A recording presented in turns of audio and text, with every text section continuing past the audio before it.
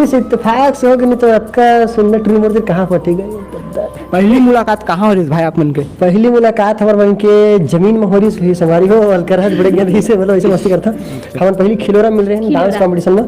तो वहाँ डांस कर ला रही से तो मैं शूट करते रहे ना तो बुला रही से कि आ जाना यहीं ऐसे करके तो फिर गे रहे ना मन शूट से सीधा डायरेक्ट चिरा के फटे कपड़ा पहने रहे ना मन।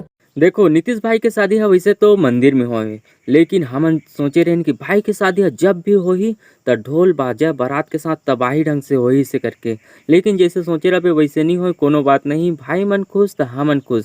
वो कहते ना मियाँ बीबी राजी त का करी काजी। ये तो रिस भाई के शादी से रिलेटेड कुछ छोटे मोटे इन्फॉर्मेशन था। अगर आप मन हाँ छत्तीसगढ़ी सॉन्ग्स और या तो कुछ भी इन्फॉर्मेशन छत्तीसगढ़ी से रिलेटेड जानना चाहते हो तब मोर चैनल में जाके देख सकते हो, बहुत सारा वीडियो बने यहाँ पे। अब आप मन से मिलते हैं अगले वीडियो में, तो बाय बाय, जय छत्तीसगढ़।